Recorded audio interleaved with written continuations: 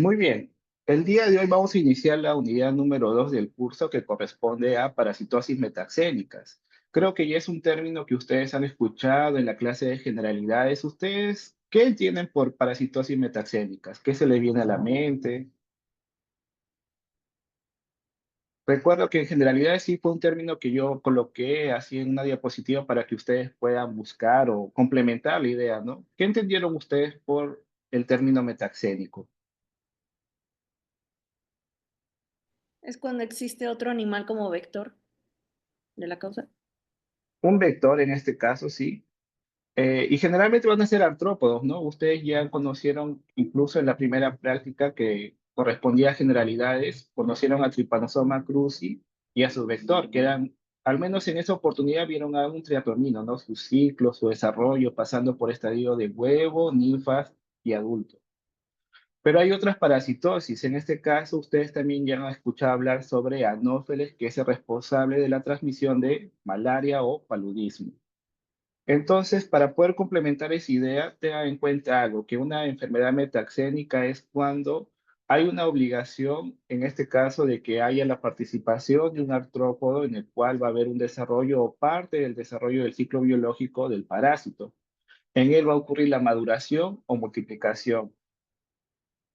¿Qué otras enfermedades podríamos destacar en el día de hoy? Uno de ellos claramente va a ser la tripanosomiasis, que es causada por Trypanosoma cruzi. Sobre Leishmania, es causante de la uta, espuria, dependiendo de la forma clínica, pero su vector corresponde al género Luxomia. Con relación a malaria, es causada por las diversas especies del género Plasmodium, cuyo vector es el género Anopheles. Esos tres casos que hemos mencionado hace poco corresponden al grupo de los protozoarios, pero también hay nematodos que van a ser transmitidos por vectores. Dentro de ellos tenemos a Buchereria bancrofti, Onchocerca volvulus, que en este caso el vector va a ir variando de género, pero al menos en el caso de Buchereria bancrofti podríamos indicar que su vector biológico corresponde al género Pulex.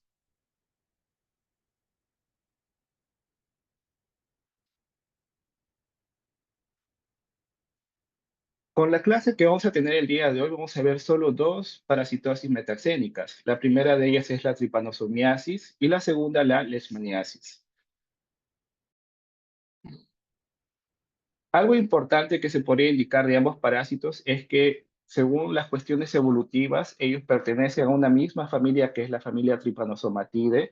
Ellos se caracterizan por ser protozoarios flagelados, van a presentar un ciclo complejo que corresponde al ciclo heteroxénico, solo que ellos se van a ir reproduciendo de forma asexual.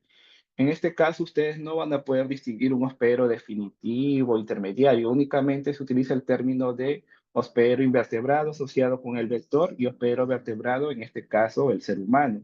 De igual forma, se indica de que estos parásitos presentan o son pleomórficos. Esto quiere decir que pueden ir cambiando sus estadios evolutivos dependiendo del hospedero. Asimismo, otra característica importante sobre los tripanosomatidos es que ellos van a presentar una estructura muy importante que es conocida como el cinetoplasto o kinetoplasto, que en sí viene a ser una materia, una masa de ADN circular de reserva extranuclear que está dentro de una mitocondria de gran tamaño. Incluso este cinetoplasto está bastante cercano al origen del flagelo. ¿Qué estadios evolutivos pueden presentar los tripanosomatídeos? En este caso, podríamos indicar el estadio de amastigote. Por su nombre, muchos van a pensar que no tiene flagelo, pero sí tiene, solo que es un flagelo interiorizado. Y el amastigote es el estadio de menor tamaño.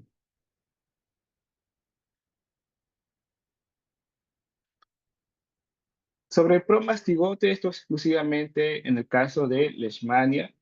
En el epimastigote y tripomastigote son estadios que se van a poder observar en Trypanosoma cruzi. Aquí, para poder diferenciar los estadios, principalmente se basa en la posición del kinetoplasto.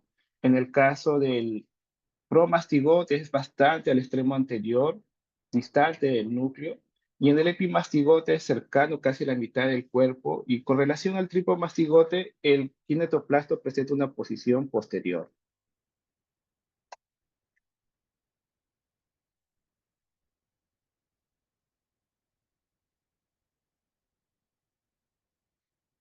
Bien, con respecto a la tripanosomiasis, es bueno mencionar aquí que En la literatura ustedes van a conocer o van a escuchar hablar sobre dos tipos de tripanosomiasis. La tripanosomiasis americana, también conocida como la enfermedad de Chagas, que es causada por Trypanosoma cruzi y cuyo transmisor vienen a ser los triatominos, sean del género Rhomnius, Pastrongilo o Triatoma. De los más conocidos, al menos en este caso, corresponde al género Triatoma y que tiene una amplia distribución justamente en el continente americano, yendo desde la región norte de Argentina hasta la región sur de Estados Unidos. Son 21 países en donde se ha detectado casos de tripanosomiasis. Sin embargo, hay otro tipo de tripanosomiasis que es conocida como tripanosomiasis africana o comúnmente conocida como la enfermedad del sueño, que en este caso es causado por Trypanosoma brucei. También va a requerir de un vector en su ciclo que vendrían a ser moscas hematófagas del género Glossina y que son conocidas vulgarmente como la mosca tsetse. Con respecto a la tripanosomiasis americana, que es justamente nuestro enfoque, ustedes van a poder de repente más adelante ver algún caso ya cuando lleguen a la parte clínica o dependiendo ustedes dónde realicen su serum. En este caso, por conocimiento general, ustedes saben que es causada por Trypanosoma cruzi. Es considerado un parásito zoonótico, presenta diversos reservorios, pueden ser animales domésticos, entre ellos el perro.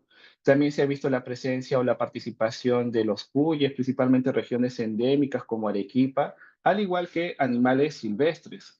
Podríamos destacarse el armadillo o también la zarigüeya. Se considera como una enfermedad desatendida principalmente porque son las regiones rurales las que son afectadas y ellos no tienen un buen servicio de salud, en este caso para que se favorezca el diagnóstico a tiempo. Y muchas veces esto va a ser el mayor problema que se va a tener porque si no se realiza un diagnóstico a tiempo, más adelante con el pasar de los años van a presentarse formas clínicas que son irreversibles. Con respecto al término de reservorio, de repente, en algunos casos, pueda que no haya quedado claro, pueden considerarse especies, sean animales, incluso el ser humano, en el cual se va a mantener en multiplicación el parásito y que muchas veces también hay investigadores que asocian a reservorios que no suelen manifestar justamente algunos signos relevantes asociados con la infección parasitaria. ¿Cuándo fue descubierto este parásito? Fue descubierto justamente el año de 1909 por el doctor Carlos Chagas. Fue un médico que apenas había terminado el pregrado y fue a participar en el control de la malaria en una ciudad del estado de del estado de Minas Gerais. Solo que en ese caso, durante su control o estudios que venía realizando en malaria, él se percató de la presencia de insectos en la población y le llamó mucho la atención y él estudió la materia fecal de estos insectos y pudo ver la presencia de un flagelado en esta materia fecal. Solo que con el pasar de los años se detectó el primer caso que corresponde a una niña que tenía 2 años conocida como Berenice. En ella, él detectó la presencia del flagelado en la sangre y posteriormente hizo trabajos experimentales en primates no humanos, donde pudo ver que justamente presentaba el mismo curso de infección. De igual forma, él también fue a visitar la vivienda de este paciente y también detectó la presencia de los triatominos infectados, en este caso detectando la presencia del parásito en la materia fecal del insecto. Con respecto a la parte histórica, cuando hablamos de tripanosomiasis, ya se indicó que este parásito fue descubierto en 1909. Sin embargo, hay estudios, justamente los estudios moleculares, que han permitido detectar o determinar en este caso la presencia de este parásito muchos miles de años antes del primer reporte clínico en esta ocasión.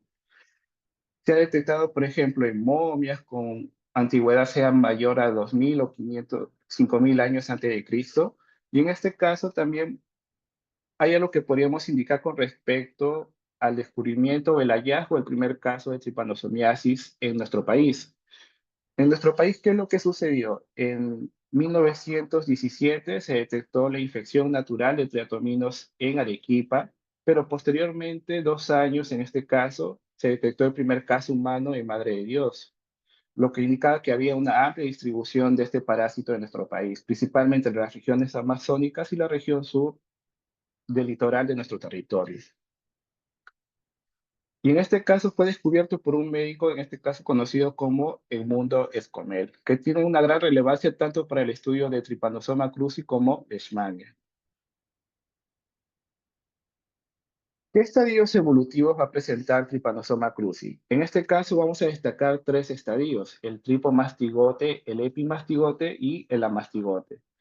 De estos tres, tanto el tripomastigote como el epimastigote va a ser evidente la emisión del flagelo, presenta un mayor tamaño, aproximadamente 20 micras, y en el caso del tripomastigote, este se va a encontrar presente en la sangre del hospedero vertebrado, principalmente es detectable en la fase aguda de la infección, y también puede desarrollarse en el intestino posterior del triatomino.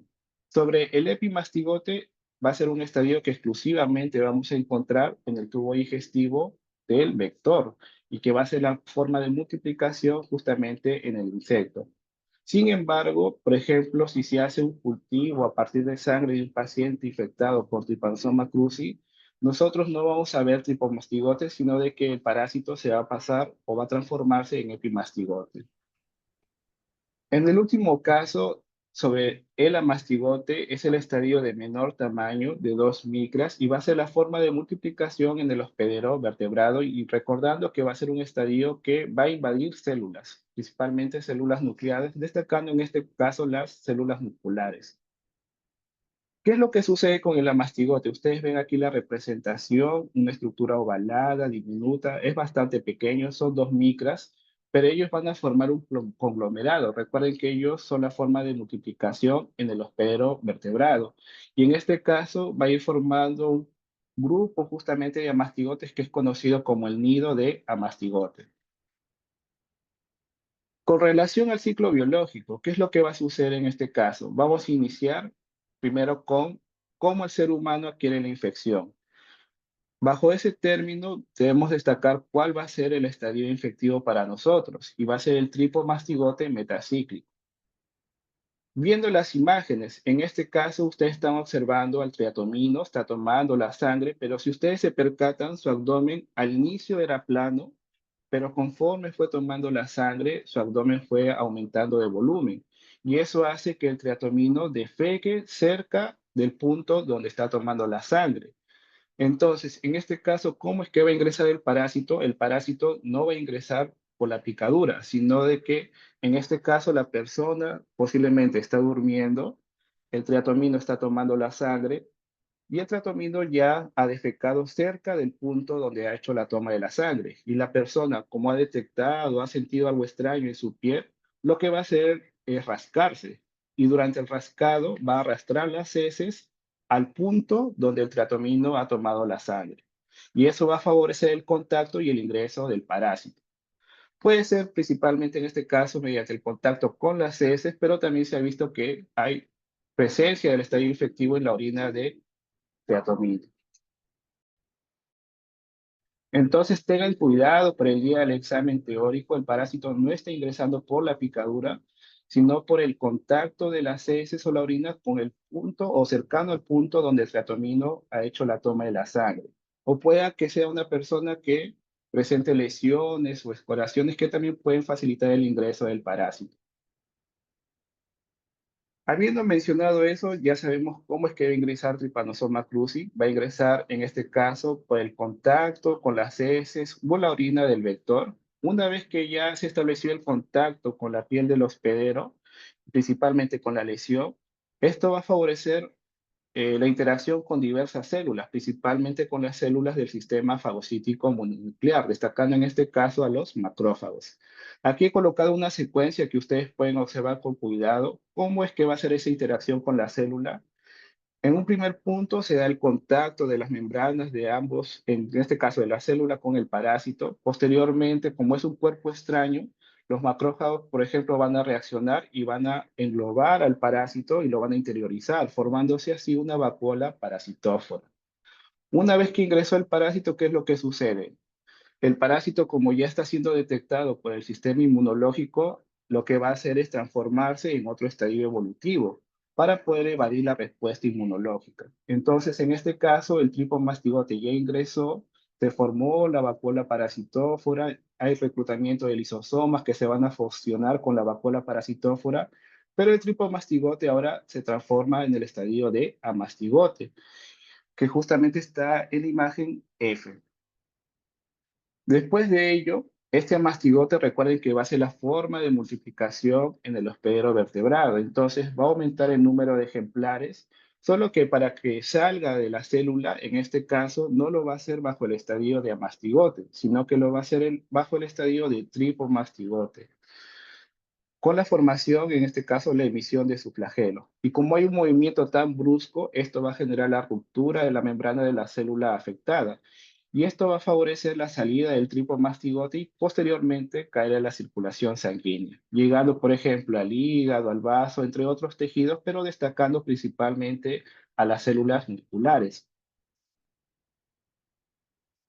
Después de ello, ya es una persona infectada, hay presencia de tripomastigote en la sangre del ser humano y pueda que lleguen triatominos que estén limpios del parásito. Entonces, estos van a ingerir la sangre.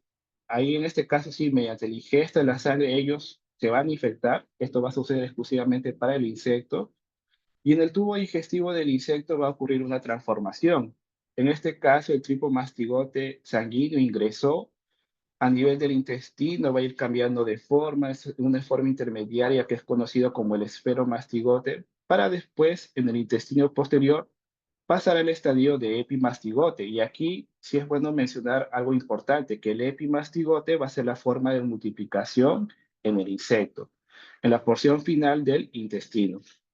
Entonces aumentó el número de ejemplares, solo que el epimastigote, ya en el punto final del tubo digestivo, va a transformarse en el tripomastigote. Y en este caso va a pasar por un ciclo bastante diferenciado, porque va a pasar a ser el tripomastigote metacíclico, que en este caso se dice tripomastigote metacíclico porque su flagelo es de mayor tamaño, lo cual va a facilitar su movimiento e interacción con las células del hospedero vertebrado.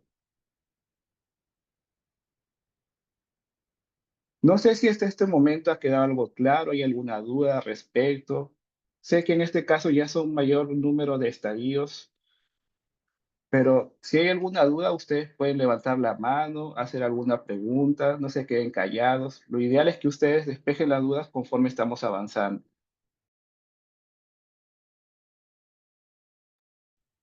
Doctor, Bien, entonces, el sí. tripanosoma se involuciona a mastigote, se reproduce y luego sale en la anterior.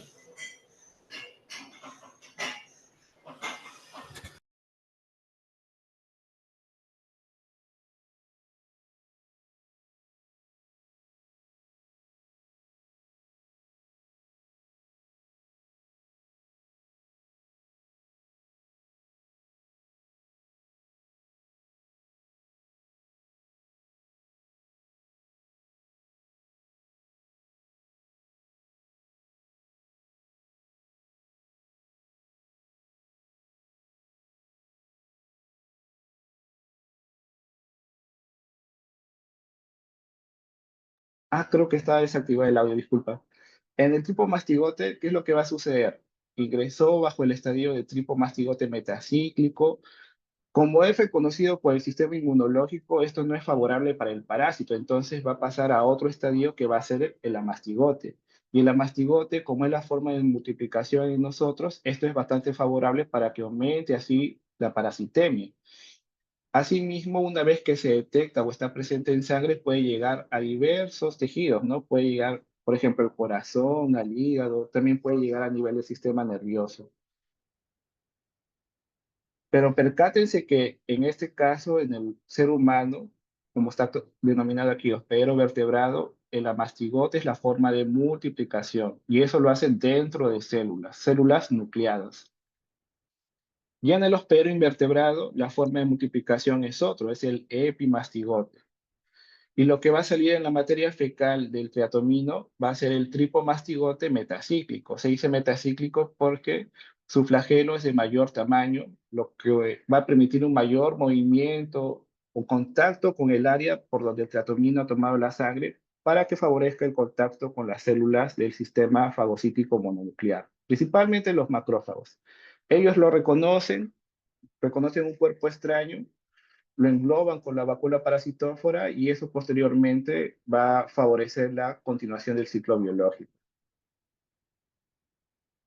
¿Alguna duda por el momento? ¿Todo tranquilo? De todas formas, ustedes siempre levanten la mano si hay algo que no ha quedado claro.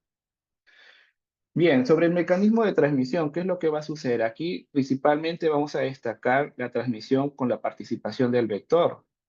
Aquí en nuestro país, este vector es conocido como Chirimachas, Vinchuca en la región amazónica, destacando los tres géneros importantes, Rhognius, Triatoma y Pastrongylus. Sin embargo, hay otros mecanismos de transmisión asociados a la tripanosomiasis. Puede ser mediante transfusión sanguínea, en trasplante, por ejemplo, en los trasplantes en estos órganos puede que haya presencia de nido de mastigotes, los cuales se pueden reactivar en la persona que ha recibido el órgano. Accidentes de laboratorio de igual forma. Esto, por ejemplo, sucedió con una compañera que estaba trabajando con Trypanosoma cruzi. Ella estaba haciendo infecciones experimentales en ratones y de forma accidental justamente entró en contacto con la jeringa que contenía el estadio infectivo del parásito. Pero por suerte ella acudió al Instituto Nacional de Salud y le dieron el tratamiento y siendo fase aguda esto ya es más favorable. Sobre la transmisión oral, es un mecanismo que ha adquirido gran importancia en los últimos años. Por ejemplo, en la gestante, ya después que ha nacido el niño, se ha detectado la presencia de tripomastigote en la leche materna, pero también puede estar asociada con la ingesta de alimentos contaminados. Por ejemplo, en las regiones amazónicas hay triatominos que están presentes en palmeras o árboles de los cuales se extraen frutas. Y estas frutas pueden contener las heces de triatomino y si la persona ingiere este alimento, también puede adquirir la infección bajo esta vía. Y también mencionamos en este caso la transmisión congénita. Pero recuerden que de todos estos mecanismos de transmisión, el más importante va a ser la participación del vector. Bien, aquí por interno habían indicado sobre el esferomastigote en el vector. El esferomastigote, si bien es cierto, cuando hemos hablado de Trypanosoma cruzi, destacamos tres estadios, ¿no? El amastigote, el epimastigote y el tripomastigote. El esferomastigote es parecido al amastigote, solo que su flagelo es de mayor tamaño, sí logra exteriorizarse, y es un estadio que solo es detectado en los pedoinvertebrados, es decir, en el vector. Es una forma intermediaria, en este caso del parásito, que solo se va a encontrar en el insecto. No es tan relevante, pero solo lo indiqué porque al final es algo que sucede durante su desarrollo. Porque el tripomastigote sanguíneo pasa momentáneamente a esferomastigote para, en este caso, a nivel del intestino posterior, transformarse en epimastigote, que va a ser la forma de multiplicación en el insecto. A ver, otra consulta por aquí. En el caso aquí mencionan diferencia en multiplicación de la mastigote y epimastigote. Bien, solo recuerden algo, ¿no? El amastigote se va a desarrollar en el hospedero vertebrado, vamos a indicar en este caso al ser humano, que es lo que ustedes le dan importancia, entonces es la forma de multiplicación en nosotros. Es la forma mediante la cual el parásito va a aumentar el número de ejemplares y va a favorecer justamente la diseminación cuando ya se transforme en tripomastigote sanguíneo. Con respecto al epimastigote, ya en laboratorio creo que ustedes también van a poder observar las características diferenciales entre ambos estadios, pero recuerden que el epimastigote solo se va a desarrollar en el vector. Esto no es detectable en el ser humano. Eso puede ser también una pregunta de examen, por eso yo he especificado, ¿no? ¿Cuál es la forma de multiplicación en cada uno de ellos? En el ser humano, el amastigote y el epimastigote en el vector. Ya la parte morfológica va a ser dependiente de la posición del kinetoplasto. En el epimastigote, el kinetoplasta es bastante cercano al núcleo, casi a la mitad del cuerpo, mientras que en el tripomastigote va a ser en el extremo posterior. Con relación a la transmisión oral, ¿por qué he colocado esto? Esto en los últimos años ha adquirido una gran importancia y principalmente se asocia con brotes de tripanosomiasis del tipo agudo, incluso llevando a la muerte rápidamente a la persona. ¿Qué es lo que va a suceder? Las personas van a ingerir alimentos contaminados con la materia fecal o incluso a veces puede suceder con contaminación directa del vector. Caen alimentos, la persona no se da cuenta, después lo consume y puede adquirir la tripanosomiasis. ¿Qué países sí se ha reportado o se ha podido verificar que hay transmisión oral de este parásito? Se ha detectado en Venezuela, en Colombia, en Bolivia y también en Brasil. Por ejemplo, en Brasil, justo coloqué ese artículo científico en donde observaron o detectaron en este caso un brote de tripanosomiasis aguda en 10 miembros de una familia. ¿Y qué es lo que había sucedido con ellos? Ellos recientemente habían consumido azaí, que es una fruta bastante popular allá en Brasil, en todos los estados lo consumen, solo que es una fruta que se obtiene de las palmeras, y en esas palmeras hay presencia de triatominos, y estas frutas se pueden contaminar fácilmente con las heces del vector.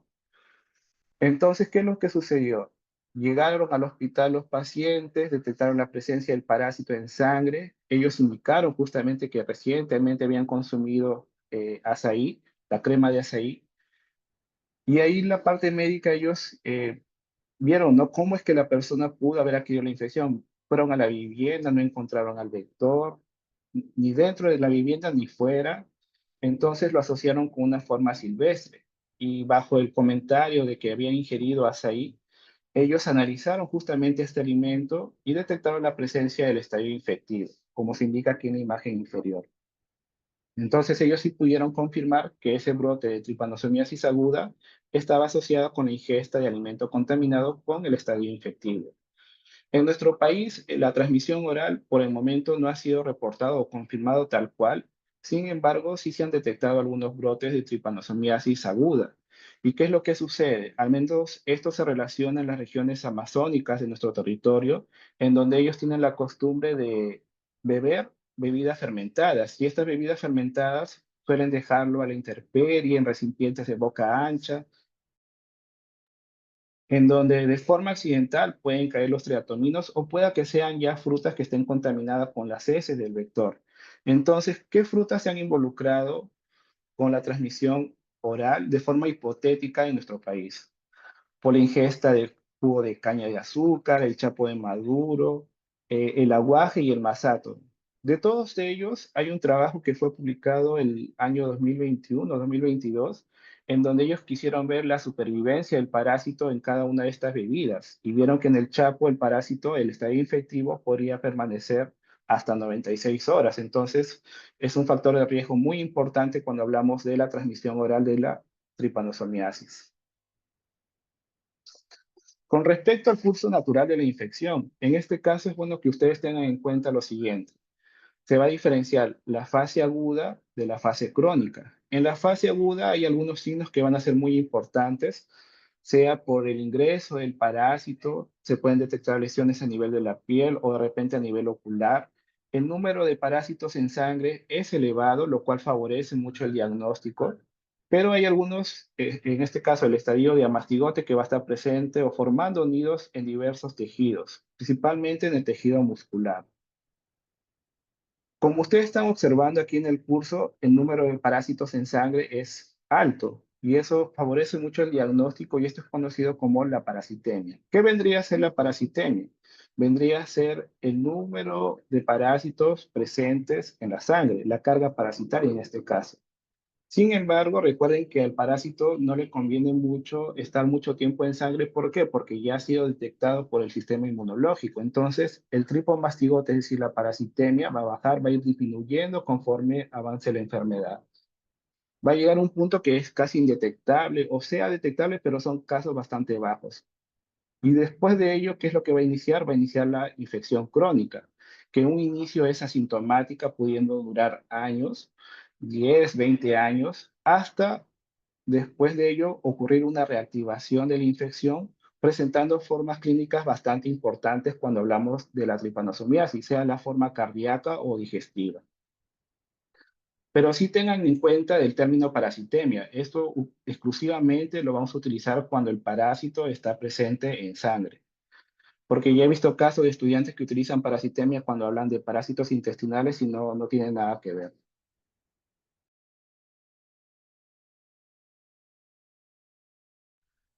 Muy bien, con respecto a la fase aguda de la tripanosomiasis, en este caso va a ser dependiente de la virulencia del genotipo del parásito, también de algunos factores asociados con el hospedero, pueden ser sintomáticos o asintomáticos. Esto va a ser dependiente del sistema inmunológico el cual puede tener una duración de 6 a 8 semanas.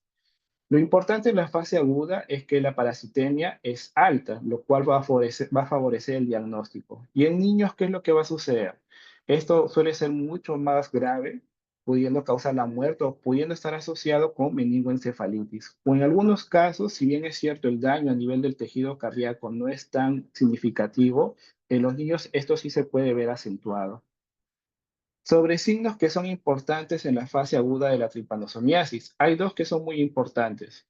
Uno de ellos es conocido como el chaboma de inoculación, que va a ser justamente por donde ha ingresado el parásito. Aquí se denomina como la puerta de entrada, que se caracteriza por una lesión cutánea elevada de tipo eritematosa, una lesión indurada, que muchas veces se asemeja a un furúnculo. Pero en este caso, que es una lesión que no va a supurar.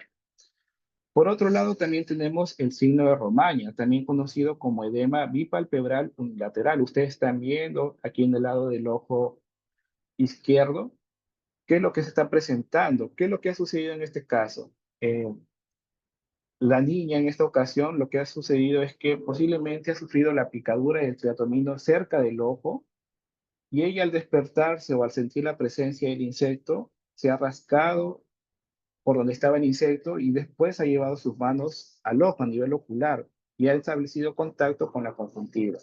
Y eso va a favorecer la aparición del signo de Romaña.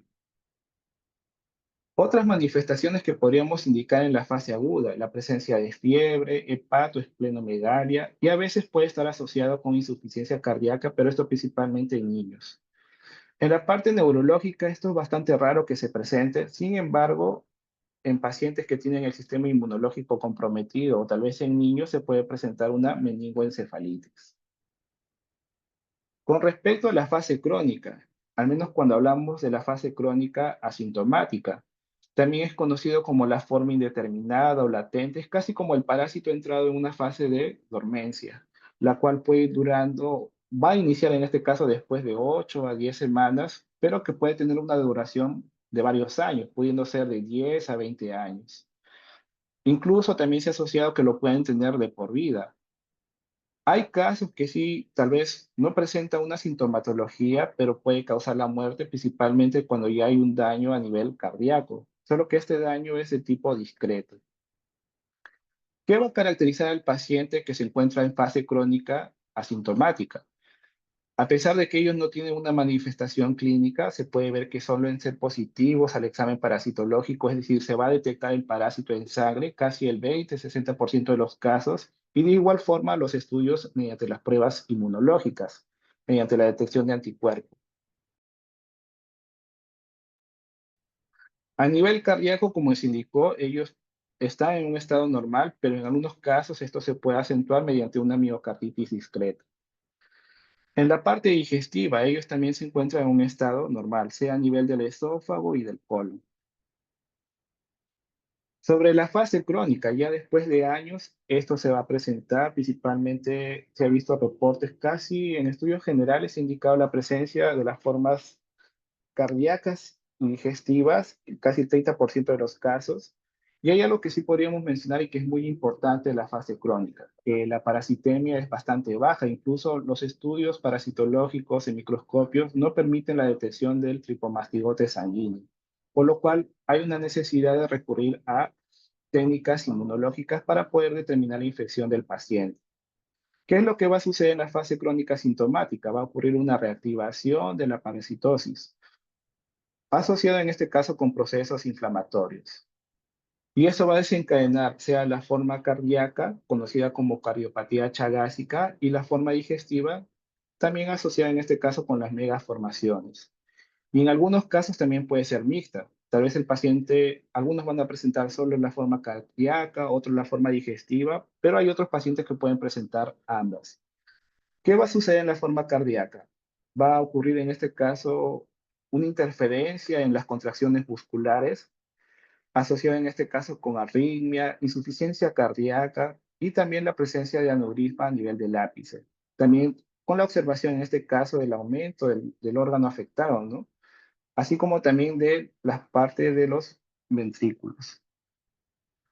En la forma digestiva, ¿qué es lo que va a suceder? Se ve el aumento de algunos órganos, vemos la presencia en este caso de un esófago de mayor tamaño asociado con disfagia y también el megacolon.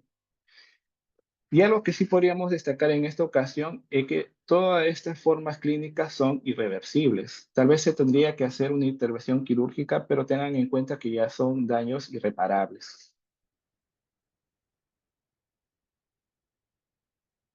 Con relación a la transmisión congénita, esto tengan en cuenta que puede ocurrir en cualquier momento de la gestación y que puede estar asociado, puede ser el caso de abortos, partos prematuros o también con natimortos. ¿Y dónde es detectado el parásito? Se ha detectado la presencia de nidos de amastigote en la placenta, la cual puede estar aumentada en volumen o presentar una coloración pálida. Con respecto a los pacientes con sistema inmunológico comprometido, en ellos, debido a que ellos no tienen una respuesta inmunológica eficiente, va a ocurrir una reactivación de la infección en pacientes que pueda que tengan una infección por VIH, el uso de inmunosupresores o de repente presenten leucemia. Y en esta ocasión el daño principalmente va a ser a nivel del sistema nervioso, causando una encefalitis. Y en muchos de los casos, a veces en la parte clínica pueden confundir este daño con la toxoplasmosis. Para ello habría la necesidad de utilizar las técnicas de diagnóstico de necesarias. De igual forma, a nivel del sistema nervioso también se puede ver la formación de lesiones de tipo tumoral, sea lesiones necróticos, hemorrágicos.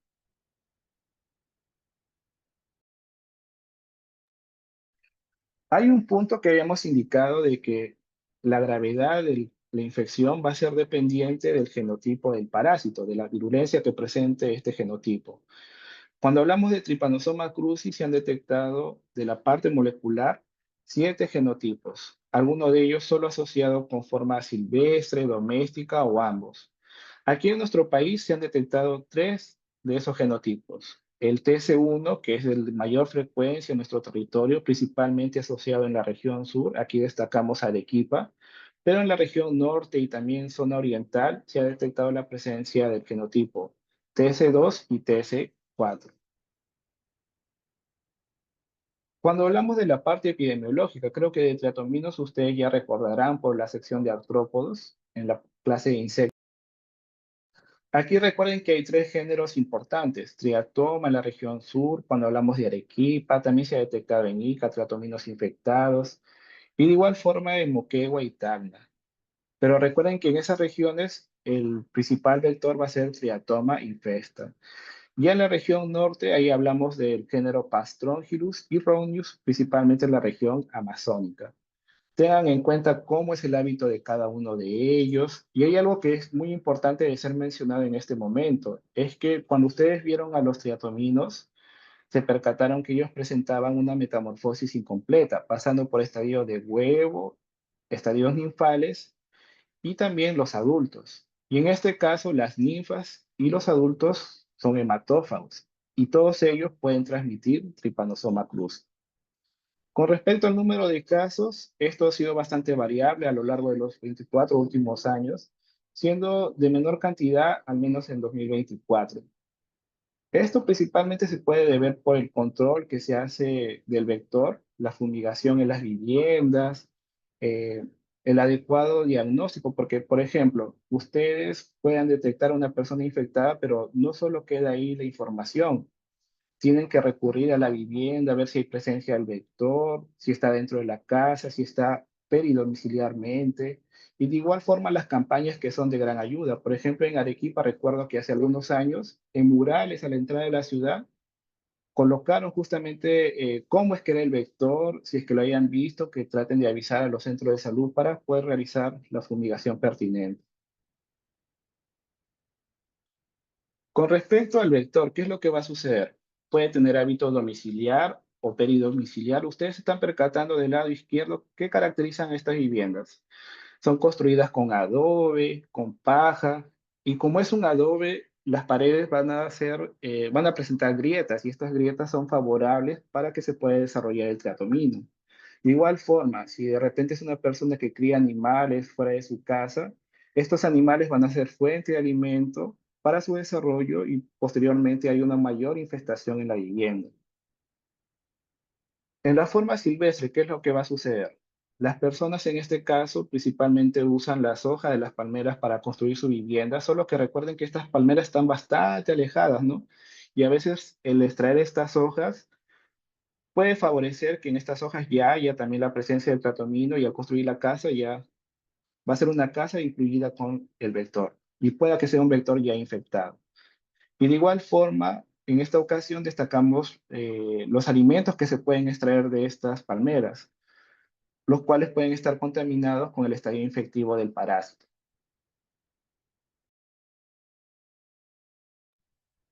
Con relación al diagnóstico, ¿qué es lo que va a suceder? Aquí yo he preferido distinguirlo según la fase de la infección. En la fase aguda, tengan en cuenta que la parasitemia es alta, entonces el parásito puede ser detectado en sangre. Se puede hacer un examen de sangre en fresco, tal cual ustedes lo van a ver en movimiento al parásito, solo que sin colorear claramente. Pero si ya hay una necesidad de guardar la muestra para posteriormente colorearlo con lienza, se podría hacer un frotis sanguíneo o el uso de la gota gruesa. Que en los dos primeros, ustedes van a observar al tripomastigote sanguíneo. De igual forma, también se puede obtener la sangre del paciente para hacer cultivo en medios de cultivos bifásicos conteniendo sangre también. O de repente, en vez de utilizar la sangre, pueden utilizarse biopsias. Al final, ¿cuál va a ser el producto del cultivo? En este caso, recuerden que el epimastigote no se encuentra en el ser humano. Sin embargo, el producto del parásito en el medio de cultivo va a ser justamente el epimastigote. Pero esto solamente en cultivo y a nivel del tubo digestivo del vector. No se vayan a confundir porque el epimastigote no se encuentra en el ser humano, solo que el parásito en el ser humano en sangre se encontraba bajo la forma de tripomastigote, pero en cultivo pasó a ser ahora epimastigote. El método de Stroh en esta ocasión es un método de concentración que también va a favorecer el hallazgo del tripomastigote sanguíneo. Sobre el seno diagnóstico, este es un término muy importante ustedes cuando van a ver tripanosomiasis. ¿Qué es lo que va a suceder en el seno diagnóstico? Esto más se utilizaba en años anteriores. Hay algunos países que aún lo mantienen vigente, por ejemplo, en México. ¿Qué es lo que hacen en el seno diagnóstico? Ustedes están observando que hay una cajita de madera. A ver, si ahorita lo voy a responder. En el caso del seno diagnóstico, ¿qué es lo que va a suceder? Ustedes están viendo aquí una cajita de madera, la parte hueca en la parte interna, y tiene una malla, ¿no? Dentro de esta caja van a haber triatominos, principalmente los estadios ninfales, sea estadio ninfal del tercer al quinto estadio ninfal. Y lo que van a hacer en este caso es colocar esa cajita conteniendo los estadios ninfales del triatomino con la piel del sospechoso que tenga tripanosomiasis. Y después de 30 días van a evaluar la materia fecal de los triatominos para ver si se ha desarrollado o no el parásito. Es bastante complejo y bastante arriesgado porque a veces, quién sabe, se puede escapar un triatomino en el laboratorio y si se ha logrado infectar, puede favorecer la diseminación, pero es bastante arriesgado y por eso se ha dejado de lado. Por ello, hoy en día se prefieren utilizar también o complementar el diagnóstico con las técnicas inmunológicas, solo que esto principalmente son útiles después de 20 días, porque ya es el tiempo prudente para la formación de los anticuerpos, que sean detectables en el suero sanguíneo. Puede utilizarse la inmunofluorescencia indirecta, el ELISA y el Western blot. Al menos de estos tres, el Instituto Nacional de Salud prefiere utilizar la inmunofluorescencia indirecta para poder confirmar los casos.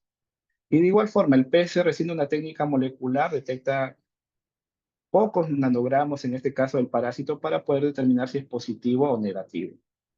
Con respecto a una de las preguntas que habían formulado sobre el epimastigote, recuerden ustedes que en el ser humano lo que se detecta es tripomastigote en sangre en fase aguda porque la parasitemia es elevada y los amastigotes que van a estar formando nidos en tejido muscular, ¿no? Entre ellos, lo más importante es claramente el tejido muscular. Entonces, ser humano, tú detectas amastigote y tripomastigote sanguíneo. Sin embargo, si ustedes, por ejemplo, colectaron la sangre del paciente, van a utilizar un medio de cultivo. El producto del medio de cultivo, después de toda esa incubación que han hecho de días, 15 días, 20 días, no van a observar la presencia del tripomastigote, sino van a observar el epimastigote. El tripomastigote que estaba en sangre se transformó ahora en epimastigote. Pero eso no quiere decir que el epimastigote va a ser algo que ustedes van a encontrar en el ser humano. Únicamente es el producto después del cultivo. Sobre el método de Stroke, en este caso a veces se puede presentar lo siguiente, que la parasitemia claramente es alta en la fase aguda, pero puede ir disminuyendo y a veces eso es dificultoso, por lo cual se tiene que recurrir a métodos de concentración, que en este caso principalmente se utiliza el método de Stroke.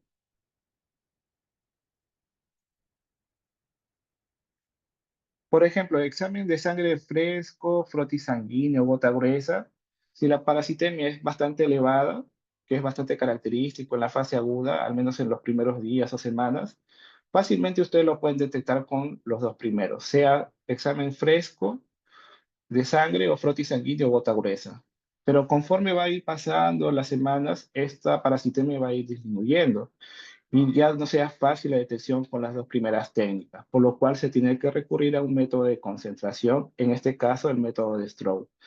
El seno diagnóstico, como se mencionó antiguamente, se utilizaba, solo que es bastante arriesgado. Entonces, hay países que aún lo mantienen vigente, por ejemplo, en Bolivia y en México. Aquí en Perú ya no he visto mucho que lo utilizan, y si lo utilizan ya será de forma experimental o para hacer algún tipo de investigación. Solo recuerden que en el seno diagnóstico lo que se va a evaluar son los triatominos si han logrado infectarse con el parásito. Y en este caso lo que se va a evaluar es la materia fecal de los triatominos, si es que presenta o no el estadio infectivo, que en este caso corresponde al tripomastigote metaciclo.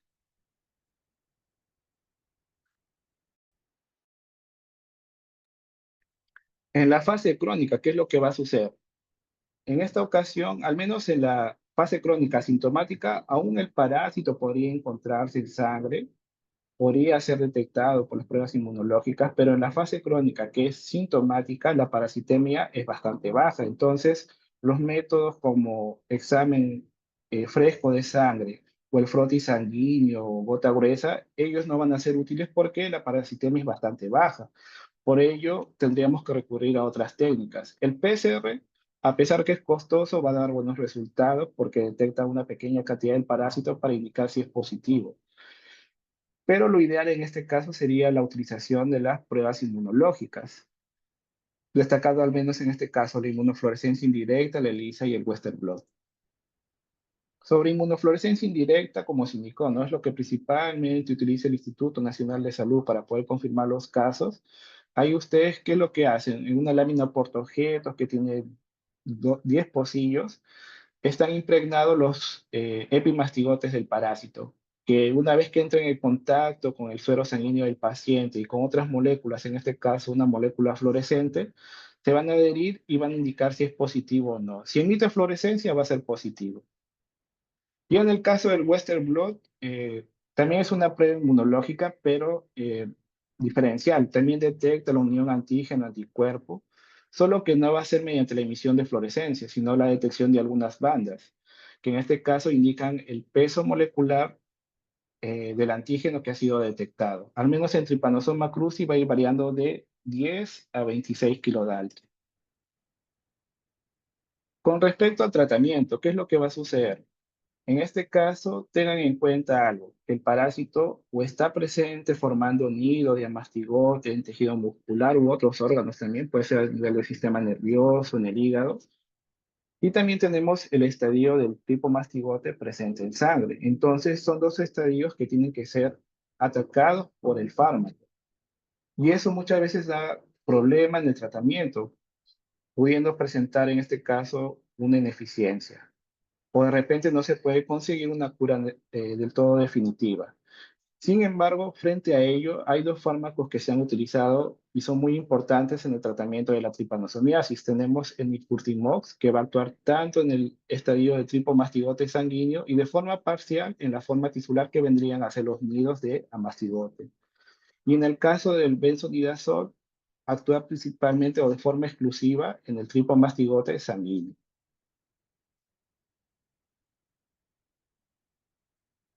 ¿Alguna pregunta por el momento? ¿Todo tranquilo? Aprovechen el momento.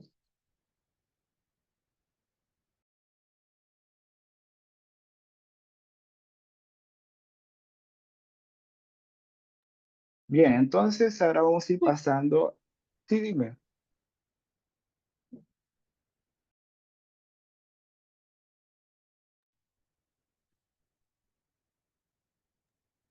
Todo claro, Pero, doctor. bien, entonces vamos a ir avanzando aquí para iniciar lo que corresponde a la leishmaniasis. Bien, en la leishmaniasis, en esta ocasión no vamos a hablar de una única especie, son varias las especies del género de Leishmania que tienen importancia. Y tengan en cuenta que tiene un carácter muy importante por ser zoonótico. Con respecto a la transmisión, en este caso va a haber la participación del vector biológico, al menos cuando hablamos del continente americano, el género de importancia viene a ser el género Luxomia. Y en Europa es transmitido por el díptero del género Phlebotomus. Con la parte clínica, ¿qué es lo que va a suceder? Podríamos distinguir la leishmaniosis tegumentar americana y la leishmaniosis visceral. Con respecto a la leishmaniosis tegumental, esto puede ser bajo la forma cutánea, cutánea difusa, mucocutánea. Aquí en la imagen ustedes están viendo la presencia de úlceras con borde elevado, bastante llamativo y característico para la leishmaniasis. Y en la forma mucocutánea ya hay una destrucción de tejido a nivel de la mucosa, por ejemplo, principalmente se asocia a nivel de la nariz. Cuando hablamos de la leishmaniosis visceral, ¿qué es lo que va a suceder? También es conocida como calazar. Es reportado en Europa, en el continente americano, solo que cuando hablamos de la forma que está presente aquí en nuestro territorio, lo que es el continente americano, únicamente se reportan casos en Brasil. Es causado en este caso por la especie Leishmania infantum y el vector corresponde a un único vector que viene a ser Luxomia longipalpis que no ha sido detectado por el momento en nuestro territorio. Y tengan en cuenta que esta forma clínica únicamente va a ser reportada en Brasil. Allá en ese país, ¿qué es lo que sucede? Tiene una gran importancia el perro porque el perro va a ser el reservorio de este parásito y lo que va a favorecer posteriormente la cercanía y la presencia del vector, la transmisión al ser humano y que está asociado con presentar hepatoesplenomegalia, como están viendo aquí en la imagen. De la parte histórica, al menos cuando hablamos de la leishmaniosis tegumentar, ya es una infección que se conocía hace muchos años, miles de años inclusive. Esto ha podido ser representado mediante los huacos retratos de la cultura mochica. Se ve la destrucción de la nariz, ya representando lo que corresponde a la leishmaniosis mucocutánea. Con respecto a las especies, yo les había indicado de que no es una única especie de leishmania la que va a tener importancia, son diversas en este caso, pudiendo estar asociadas con el continente europeo o en el continente americano. Sin embargo, de todas ellas, nosotros vamos a dar importancia a los que están en el Nuevo Mundo.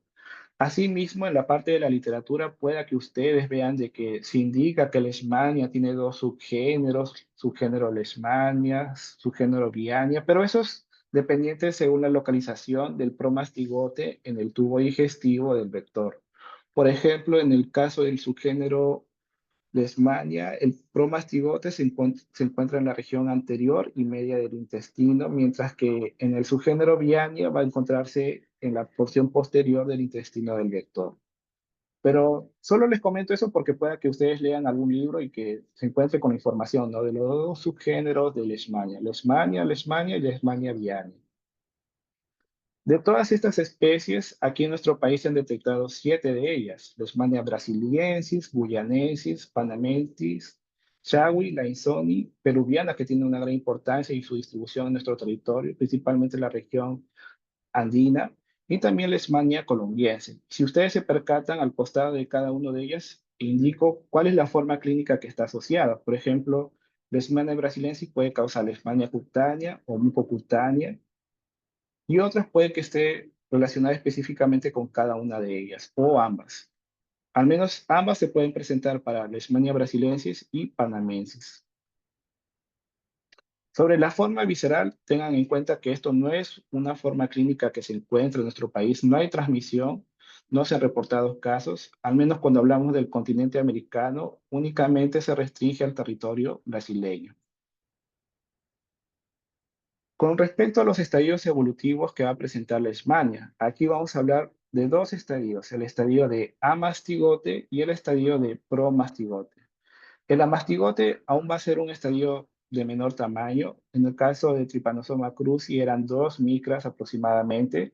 Y aquí en el caso de Leishmania va a ir variando de 2 a 5 micras, de aspecto ovalado o redondeado. Aquí en el lado izquierdo se representa el aspecto que presenta la posición del kinetoplasto y la presencia del flagelo que está interiorizado.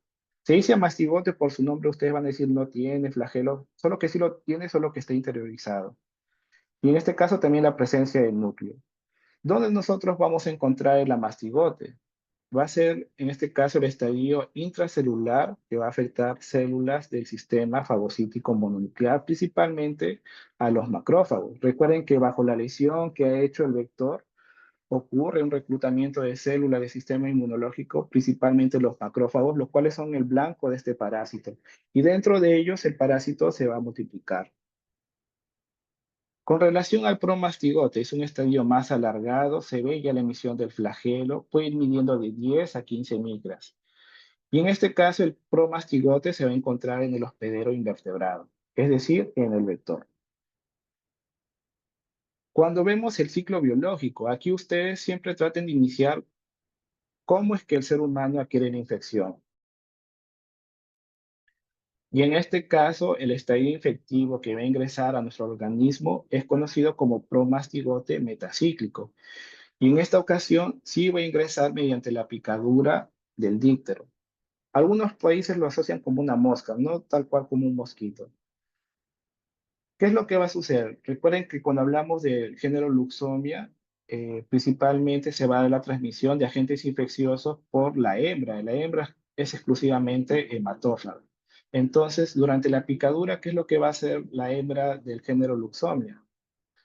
Lo que va a ocurrir en este caso va a ir haciendo la toma de la sangre. Es una hematofagia del tipo termofagia, lo que ocasiona un acúmulo de sangre en la piel del hospedero. Y en este caso va a haber un punto en el cual la hembra de Luxomia va a regurgitar al parásito, va a eliminar una masa gelatinosa que va a contener al estadio infectivo que va a ser el promastigote metacíclico.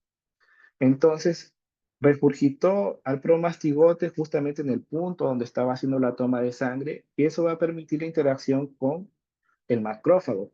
Y posteriormente el macrófago va a interiorizar al promastigote metacíclico, se forma la vacuola parasitófora y nuevamente lo que habíamos indicado en Trypanosoma cruzi. Este parásito, como ya ha sido reconocido por el sistema inmunológico, va a cambiar de forma. Ahora va a pasar de promastigote a amastigote. Y el amastigote va a ser la forma de multiplicación en el hospedero vertebrado, en este caso el ser humano.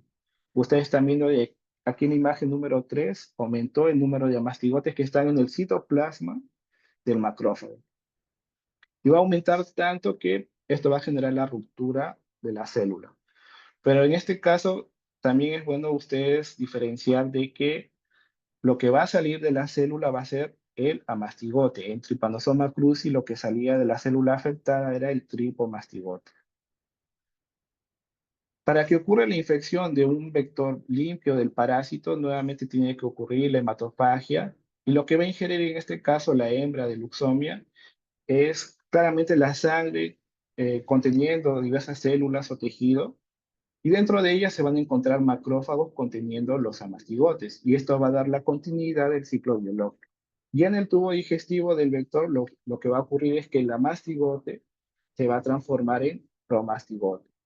Y una vez que se ha transformado en promastigote, ese promastigote sube a la región anterior del tubo digestivo, lo va a tamponar prácticamente, y lo que hace es que en este caso la hembra regurgita el estadio infectivo para que entre en contacto con la lesión que ha ocasionado durante el proceso hematopágico. Cuando hablamos del vector, creo que también ya es algo que ustedes recordarán de la clase sobre artrópodos. Aquí en nuestro país lo conocen como manta blanca, titira. ¿Cómo ocurre su desarrollo? Al menos de forma de laboratorio no se ha podido realizar, ya que es bastante complejo el ciclo que ellos presentan. Y en este caso, los adultos lo van a encontrar sea en la vegetación densa, en diversos árboles o árboles que presentan rajaduras o huecos que van a favorecer la presencia del vector. Pero con la continuación de su desarrollo en el medio ambiente, las larvas principalmente se van a asociar o se van a detectar en ambientes cercanos a ríos, lagos, y también con la presencia de materia orgánica para favorecer el desarrollo de la larva. Cuando hablamos de la transmisión de Leishmania, se ha podido visualizar, al menos en el campo, por relato de las personas, es que el hábito que tiene Luxomia principalmente es en la tarde, 5 o 6 de la tarde, ya es un horario que es favorable para que ocurra el contacto del vector con el ser humano. Por eso a veces las personas ya en ese horario prefieren esconderse dentro de sus viviendas, aunque también tengamos en cuenta que este vector puede presentar hábito domiciliario. Y no se vayan a olvidar de que de lo que es Luxomia, tenemos la hembra y el macho en sus estadios adultos, pero únicamente quien puede transmitir el parásito va a ser la hembra porque presenta esa actividad hematofágica.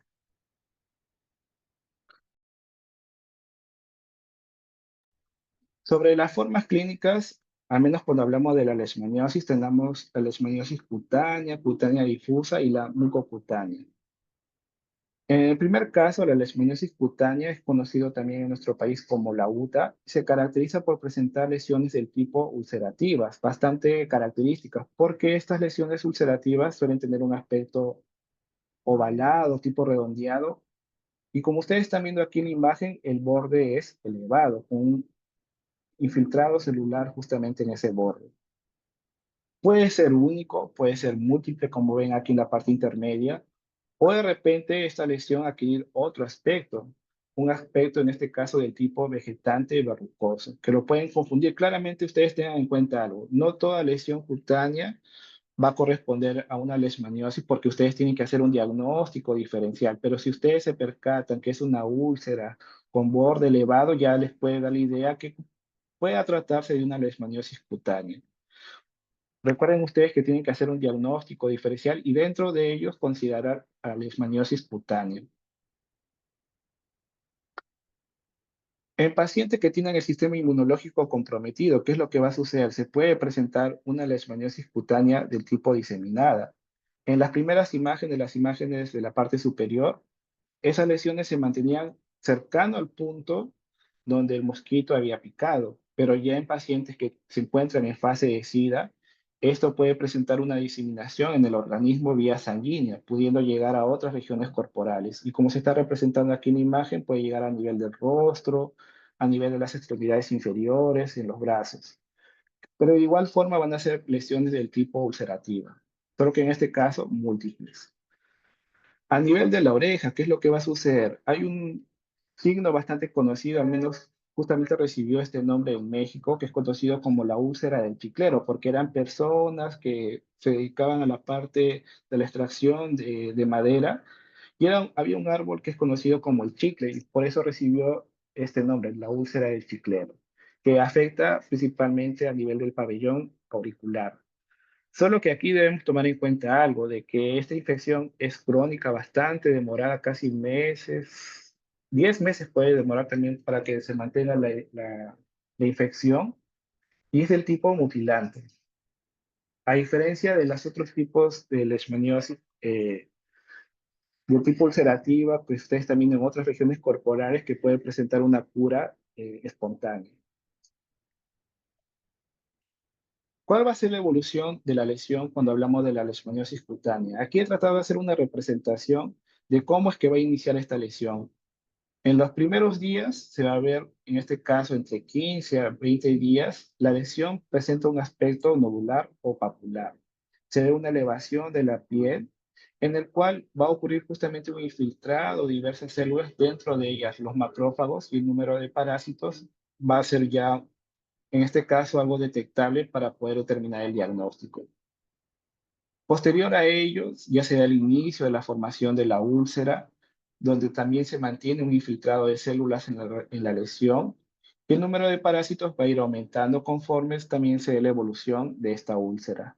Solo que va a haber un punto donde va a ocurrir una estabilización de la úlcera, pudiendo presentarse úlceras satélites o, como dice aquí, lesiones satélites. Esto quiere decir que de la úlcera que era única, cercana a ella se pueden formar otras úlceras dando en este caso la presencia de úlceras múltiples.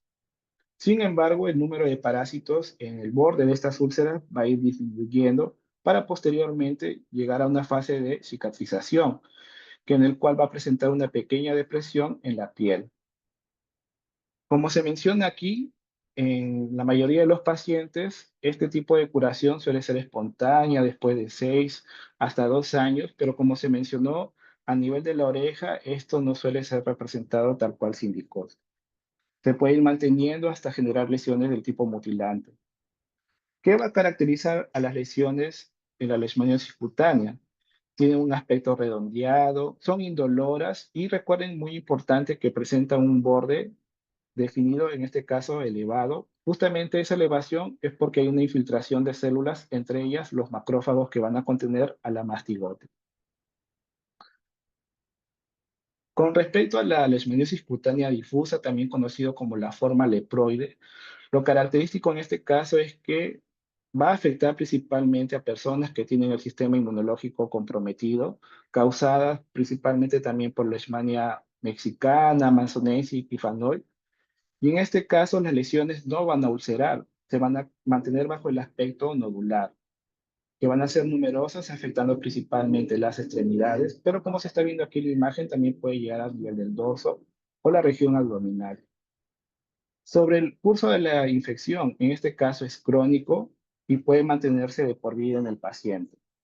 Con respecto al tratamiento, esto no suele generar una buena respuesta, al menos cuando se usan los antimoniales pentavalentes, lo cual hace necesario recurrir a otros medicamentos.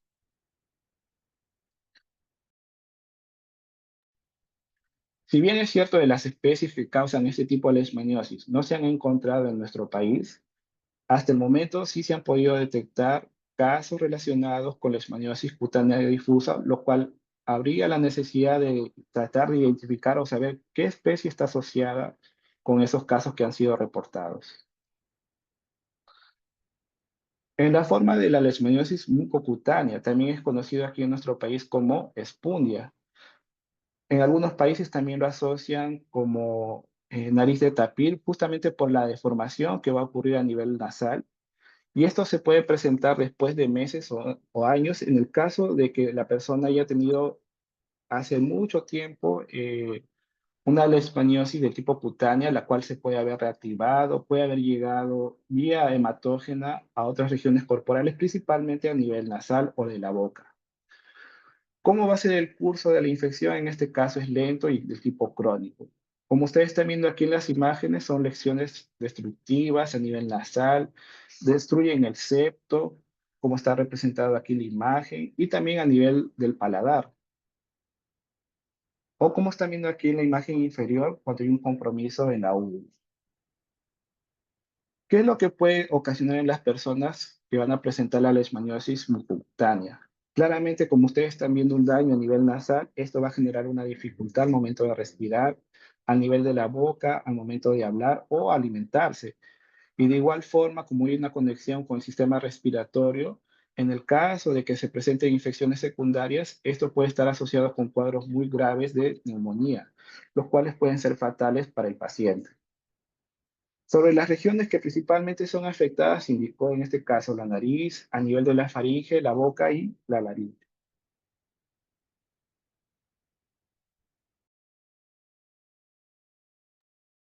Cuando vemos la parte epidemiológica, nosotros nos podríamos percatar de que los casos principalmente se reportan en las regiones amazónicas, pero también en la región andina de nuestro país. Y al ver el número de casos según el tipo de leishmaniosis, nosotros observamos que la leishmaniosis cutánea es bastante elevado, a diferencia de la leishmaniosis mucocutánea. Sin embargo, a veces, como ustedes han observado, que se genera una destrucción desfigurante en el rostro de la persona, pueda que la persona por vergüenza ya no quiera ir al centro médico y esos casos pasan desapercibidos, ¿no? De repente lo que nosotros hemos representado en estos gráficos no sea la realidad con respecto a la leishmaniosis mucocutánea. Sobre las especies indicaron que son 7 especies las que son transmitidas en nuestro territorio, destacando en este caso a la Leishmania peruviana, en la región andina, En segundo lugar, tenemos a Leishmania brasiliensis y por último a la Leishmania guyanensis. Asimismo, es bueno que ustedes puedan distinguir lo que es la leishmaniosis andina, leishmaniosis selvática. En el caso de la leishmaniosis andina, ¿qué es lo que sucede? La transmisión puede ser dentro de la vivienda o de forma peridomiciliar y afecta principalmente a la población juvenil. Sobre el término metastásico, esto quiere decir de que no hay una diseminación vía hematógena. Entonces, cuando hablamos de la leishmaniosis andina, las lesiones se mantienen a nivel de el punto donde se ha generado la picadura del vector.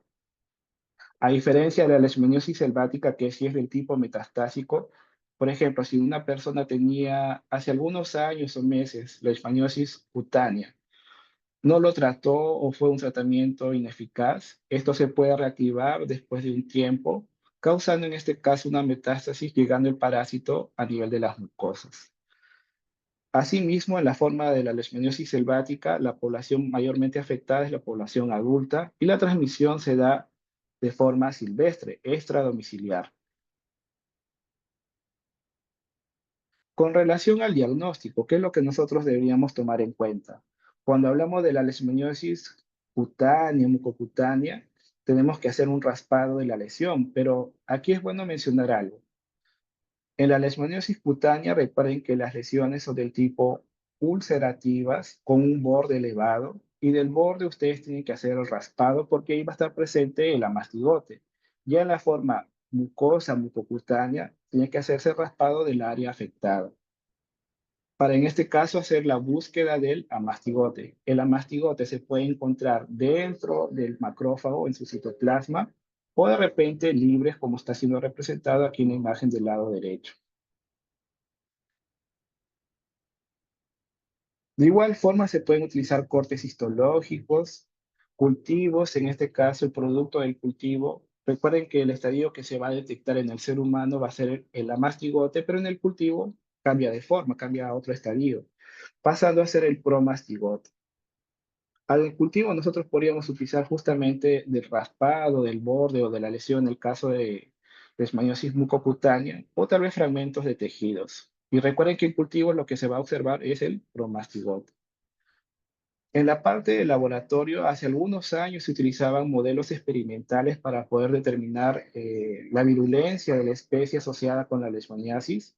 Aquí utilizaban el hámster. El hámster es el que ha dado mejores resultados con respecto a la infección de forma experimental en laboratorio. Sin embargo, esto es bastante demorado, ¿no? Y también recuerden que el uso de animales o modelos biológicos en hospitales también no es algo adecuado. Tal vez de la parte de investigación sí sería útil. Y por último, también tenemos el PCR, que permite la detección en una baja cantidad del parásito. Principalmente recuerden que en la lesión ulcerativa, en las primeras fases, el número de parásitos es elevado, pero esto va a ir disminuyendo hasta llegar a la cicatrización. Y ya estando en las fases finales, por el PCR puede ser detectado. Eso era al menos observar al parásito, sea mediante el raspado en cultivo. Sin embargo, también tendríamos que utilizar otras metodologías, dentro de ellas las pruebas inmunológicas. Una de las más conocidas vendría a ser la intradermorreacción de Montenegro, o también conocida como la prueba de Leishmanina. Y en este caso, esta metodología está asociada con una respuesta de hipersensibilidad celular tardía. ¿Qué es lo que se hace? Como ustedes están viendo, se está utilizando una tuberculina, se está inyectando al parásito, solo que en este caso es un parásito que está fijado en fenol, y se va a colocar 0,1 milímetros. Después de 48 o 72 horas, lo que se va a ver es la formación, en este caso, de una lesión tipo eritematosa, indurada, que si es de mayor tamaño, en este caso mayor o igual a 5 milímetros, nos va a indicar que es positivo para Leishmania. El detalle que sí deberíamos tomar en cuenta es de que saber si es que esa región del que procede el paciente, también hay casos de Trypanosoma crucis, a veces puede dar reacción cruzada. ¿Cuál va a ser la respuesta o el resultado que nosotros podríamos tener según el tipo de leishmaniosis? En la leishmaniosis cutánea se indica una reacción positiva de 5 milímetros o mayor a ella. En la leishmaniosis mucocutánea suele ser una respuesta bastante exagerada y en la cutánea difusa recuerde que el paciente tiene un compromiso del sistema inmunológico. Y el fundamento de esta prueba, la intrahemorreacción de Montenegro, se basa justamente en la participación de células del sistema inmunológico, por lo cual el resultado va a ser negativo.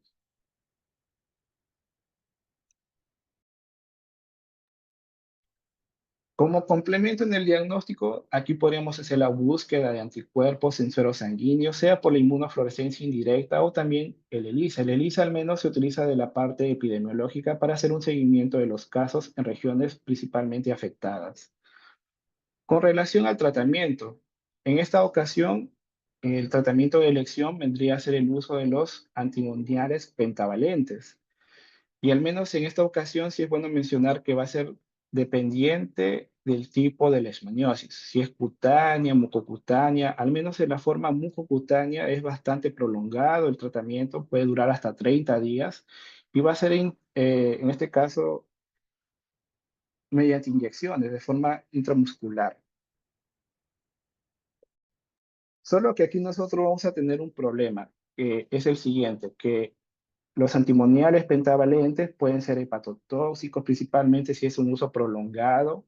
Y lo otro, siendo varios días, al menos cuando hablamos de la leishmaniosis mucocutánea, las personas dejan el tratamiento, justamente por los efectos adversos que puede presentar este fármaco. Entonces, ese es uno de los mayores problemas que tenemos con relación al tratamiento de la leishmaniosis, porque suele ser interrumpido por el mismo paciente, no quieren estar yendo todos los días al centro de salud, a veces son centros de salud que pueden quedar bastante lejos de sus viviendas y no completan todo el tratamiento.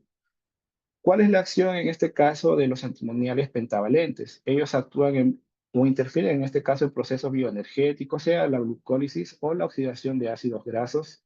Y recuerden que es en este caso del amastigotil.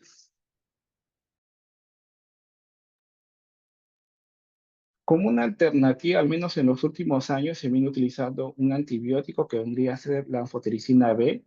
Principalmente esto se utiliza en el caso de pacientes que presenten resistencia ya a antimoniales pentavalentes o de repente que tengan un compromiso a nivel del sistema inmunológico. Por ejemplo, las personas que tienen VIH o se encuentran en fase SIDA, ellos no tienen una buena respuesta al tratamiento por antimoniales pentavalentes, por lo cual se busca una solución, ¿no? Mediante el uso de la anfotericina B.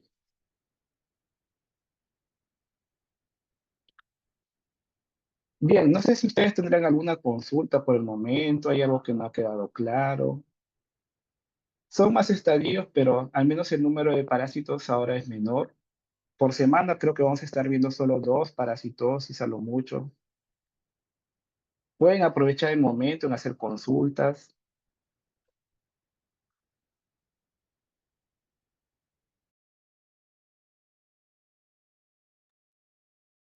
o escribir por el chat, aprovechen el momento también, no sé.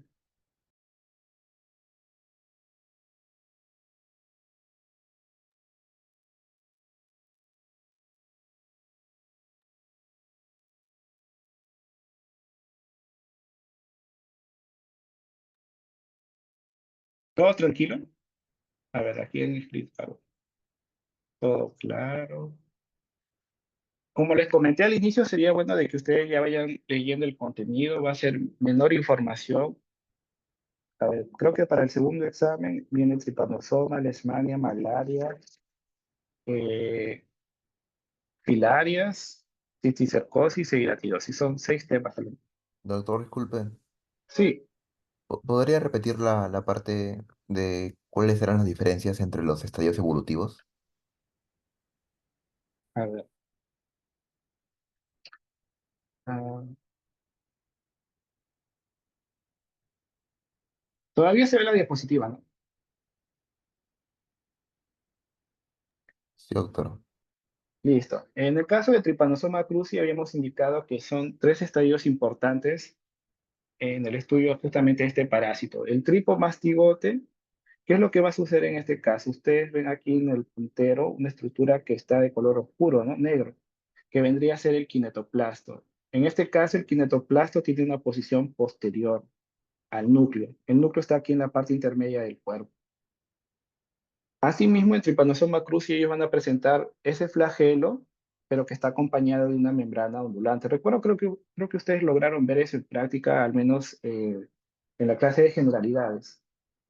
Solo que en el caso del epimastigote vemos que el kinetoplasto ya cambió de posición, ¿no? Ya no está en la parte posterior, sino de que está bastante cercano al núcleo. Entonces decimos que tiene una posición anterior. Con respecto a la mastigote, ya es la forma bastante pequeña de este parásito, tanto para Trypanosoma cruzi como para Leishmania. Y en esta ocasión vemos que el kinetoplasto tiene una posición anterior al núcleo. A ver, déjame ver si es que estaba aquí. Bien. Cuando ustedes ven a Trypanosoma cruzi, creo que lo habrán tenido en la práctica de generalidades, ustedes se percataron que presentaba un flagelo, ¿no? Y pueda que ustedes piensen que por el lado que se emite o sale el flagelo va a ser la parte posterior, pero esto es lo contrario. Por donde sale el flagelo en estos parásitos va a ser la región anterior y tenemos el extremo posterior. Entonces, cuando vemos cada uno de estos estadios, siempre ustedes tienen que hacerlo en base a la posición del kinetoplasto con respecto al núcleo. Entonces, en el amastigote es bastante pequeño, kinetoplasto anterior al núcleo. Promastigote es anterior, pero bastante alejado, o en este caso bien al extremo anterior, bastante cercano al flagelo.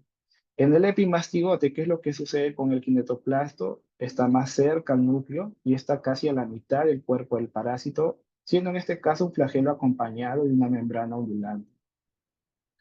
Y en el tripomastigote, el kinetoplasto cambió totalmente de forma, ¿no? Ahora ya no es anterior, sino que está en la parte posterior, donde el flagelo es de mayor tamaño y también el tamaño de la membrana ondulante va a tener la misma proporción.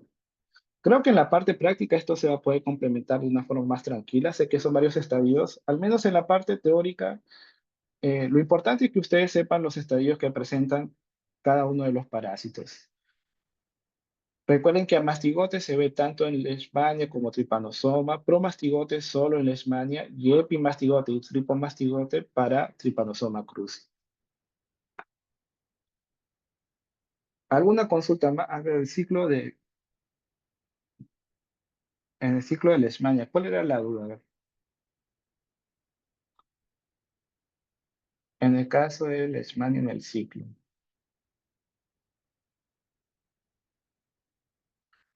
Bien, recuerden, al menos en este caso, iniciar por el estadio infectivo que va a ser el promastigote metacíclico. Eh, en este caso, el vector que es la hembra del género Luxomia, durante el proceso hematofágico, como va a tener piezas bucales bastante cortas, va a ir generando lesión del tejido del hospedero. Y durante ese proceso va a regurgitar al estadio infectivo que va a ser el promastigote metacíclico, solo que en un elevado número. Y durante esa regurgitación en contacto con la lesión que ha ocasionado la picadura del vector, va a entrar en contacto con los macrófagos. Los macrófagos lo van a englobar, se va a formar una vacuola parasitófora, solo que el promastigote, como ya ha sido detectado por el sistema inmunológico, va a pasar a otro estadio que va a ser el amastigote, que son estas unidades que están en el citoplasma del macrófago. Y en este caso el amastigote se va a ir multiplicando, aumentando así el número de ejemplares. Y va a haber un punto que va a ser tan elevada la cantidad de amastigote que va a romper la membrana del macrófago, liberándose así el amastigote, pudiendo afectar ya a otras células cercanas a él. En el caso que llegue un ejemplar hembra de Luxomia que esté limpio del parásito durante el proceso hematofágico, recuerden que va a ir tomando la sangre, pero también tejido del hospedero, ¿no? Ya que ellos no buscan vasos sanguíneos para alimentarse. Entonces, por eso tenía una importancia que ustedes sepan el tipo de hematofagia que realizaba cada vector. En el caso de Luxomia, como sus piezas bucales son cortas, va a ir formándose un acúmulo de sangre que también tiene tejido y dentro de ese tejido pueden encontrarse los macrófagos conteniendo los amastigotes. Y de esa forma se va a dar la continuación del ciclo biológico. Ya en el tubo digestivo del vector que va a ocurrir la formación del promastigote, que vendría a ser el estadio infectivo para nosotros.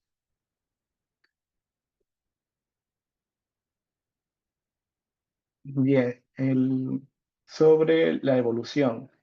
En este caso, bueno, yo del lado izquierdo he colocado la vista normal que ustedes tendrían anterior de las lesiones, pero lo que está representado así en forma oscura, tipo lápiz, vendría a ser la vista lateral, ¿no? Entonces, al inicio, la lesión tiene un aspecto nodular o tipo pápula, se ve como una elevación, ¿no? En donde ya está ocurriendo una infiltración del celular. Justamente ese aspecto nodular o elevado se debe a la infiltración celular, entre ellas los macrófagos. Conforme va avanzando la evolución de esta lesión, vemos que ya se puede distinguir o se ha dado inicio a la formación de la úlcera, y en este caso aún se mantiene el infiltrado celular, entre ellos linfocitos, macrófagos, y el número de parásitos es elevado, lo cual favorece el diagnóstico. Va a haber el aumento de esta úlcera, solo que va a llegar a un punto a estabilizarse, adquiriendo un aspecto redondeado o ovoide, que es una úlcera del tipo indoloro. Pero recuerden que el borde de esta úlcera se caracteriza por presentar justamente esta elevación, bastante definido. De igual forma, cercano a esa úlcera que ya tiene un mayor avance en su desarrollo, cercana a ella se puede dar la formación de úlceras del tipo satélite. Se está dando la formación en este caso de nuevas lesiones nodulares que posteriormente se van a transformar en lesiones del tipo ulcerativas. Y por último, en la mayoría de los pacientes se puede dar una curación espontánea. Entonces, ustedes veían la formación de una cicatrización, presentándose en este caso una depresión a nivel de la piel. Solo que tengan en cuenta que en las infecciones que han sucedido, de repente es una persona que presenta lesión a nivel auricular. En este caso, estos son mucho más prolongados y suelen ser unas lesiones del tipo mutilante. La curación no es tal cual de forma espontánea como se indicaría en las lesiones ulcerativas en otras regiones corporales. A ver, aquí mencionan algo. Podría explicar acá el término endémico. Cuando hablamos endémico, ¿qué es lo que va a suceder? Eh,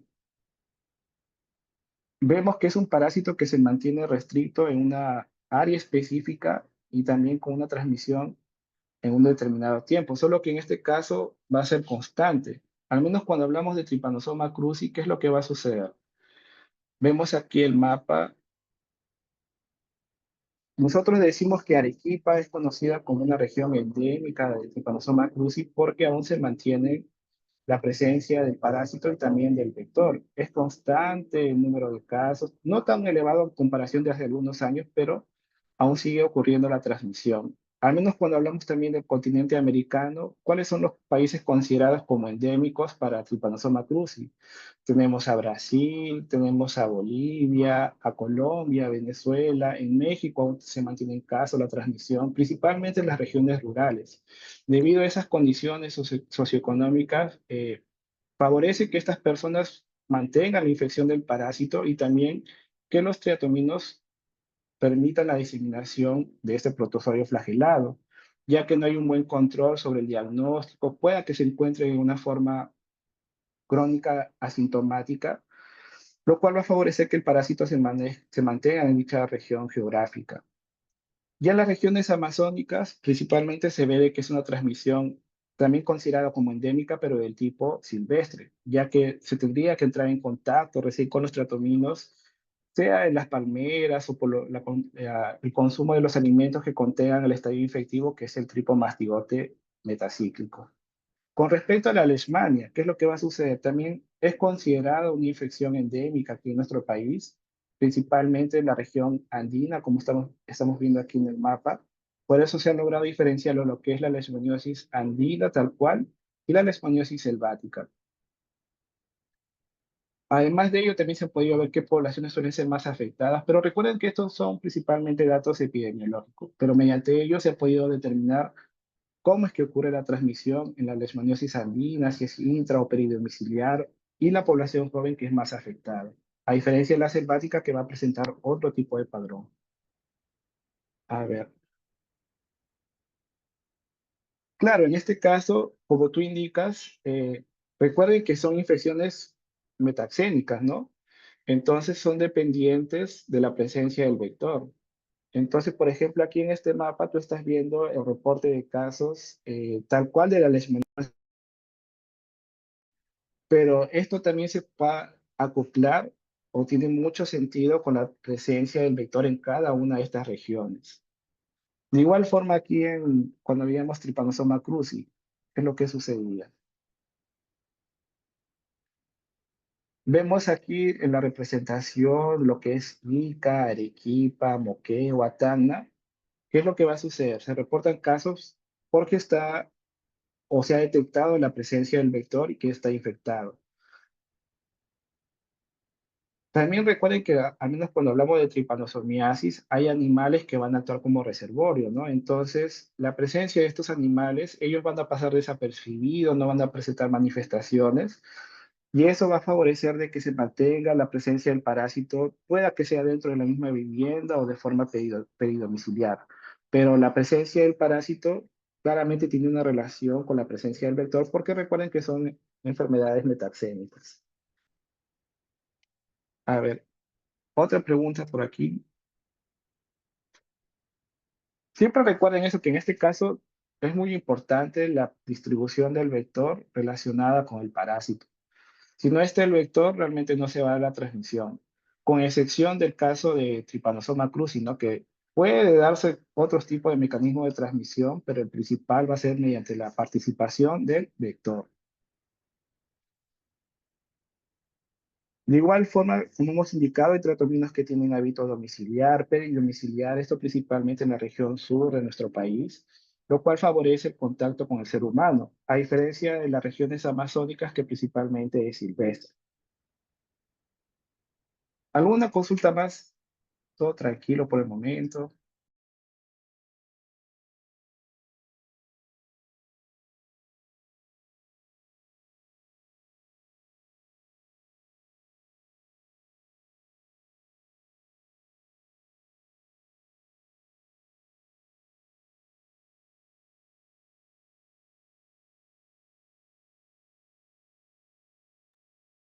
Entonces, si ha quedado todo claro, de todas formas, si de repente ustedes tienen otra consulta, no quieren hablar en este momento, si están en mi grupo de práctica, pueden despejar las dudas en cada una de las prácticas.